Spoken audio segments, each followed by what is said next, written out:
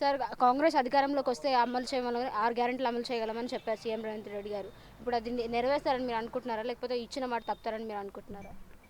ఇచ్చిన మాట తప్పుతారని ఎలా అనుకుంటారండి?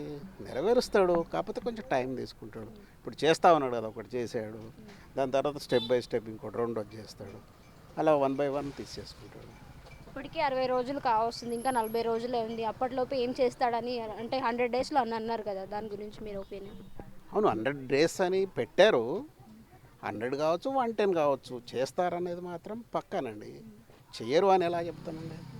ఇప్పుడు ముందు చేసిన గత ప్రభుత్వం కూడా చేస్తారని అన్ని చెప్పారు, వాళ్ళు కూడా చేయలేకపోయారు. ఇది కూడా టైం తీసుకొని చేస్తూ ఉంటారు. ఇచ్చిన మహాలక్ష్మి స్కీమ్ ఎవరికీ నచ్చట్లేదు. అందరూ తగ్గించండి. లో పవర్టీ ఉన్న వాళ్ళకి ఇవ్వండి అని చాలామంది చెప్తున్నారు. దాని గురించి మీ ఒపీనియన్ ఏంటండి? ఇట్లా ఇవ్వడం కరెక్టేనా మహాలక్ష్మి ఫ్రీగా ఇవ్వడం? ఇచ్చిన మహాలక్ష్మి స్కీమ్ అందరికి కరెక్ట్ కాదనేది ఇంపాసిబుల్ అండి. ఇప్పుడు ఎట్లా అనండి, కొందరికి ఇచ్చి కొందరికి ఇవ్వకపోతే అది వేరే ప్రాబ్లం.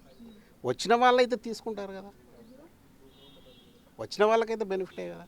అందరికీ ఇవ్వాలనే రూల్ కూడా లేదు కదా. ఎవరి బెనిఫిట్ వాళ్ళకైతే ఇస్తున్నారు, ఇవ్వరు అనే మాట అయితే అంటలేరు కదా. ఇచ్చిన వాళ్ళు తీసుకుంటారు, అది కూడా కరెక్టే ఓ రకంగా. ఇప్పుడు అమ్మాయిలకి కూడా ఫ్రీ స్కూటీ ఇస్తున్నామని చెప్పేసి అంటున్నారు కాలేజ్ అమ్మాయిలకి. అవి ఇస్తే వాళ్ళు అసలు విచ్చలవిడిగా తిరిగేస్తారు. బస్సులోనే ఇప్పుడు ఫ్రీగా తిరిగేస్తున్నారు. ఇప్పుడు కాలేజ్‌కి ఏమి వెళ్తారు? ఇది అవసరమా మాకు అని చాలామంది తిట్టేస్తున్నారండి. దాని గురించి మీ ఒపీనియన్ ఏంటి?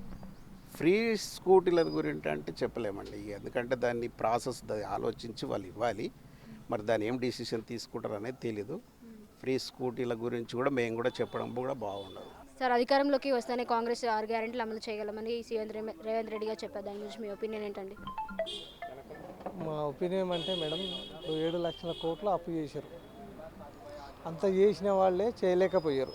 వీళ్ళు ఇప్పుడే వచ్చి 1 మంత్లో 2 మంత్స్లో ఏం చేస్తారు? ఒక 1 ఇయర్ గ్యాప్ ఇస్తేనే ఏదైనా చేస్తారు, సాధ్యమవుతుంది ఎవరికైనా. కొత్త సంవత్సరం వాళ్ళకు అప్పుడే అర్థం కాదు, అన్నీ చూసుకోలే కదా వాళ్ళు కూడా. వెనక ముందు చూసుకొని చేస్తారు ఏదైనా. అప్పుడే ఇమ్మీడియట్లీ చేయాలంటే ఎవ్వరి వల్ల సాధ్యం కాదు. 3 ఎకరాల భూమి ఇస్తామన్నారు, ఇచ్చారా? ఇవ్వలేదు. డబుల్ బెడ్రూమ్లు ఇస్తామన్నారు, ఇచ్చారా?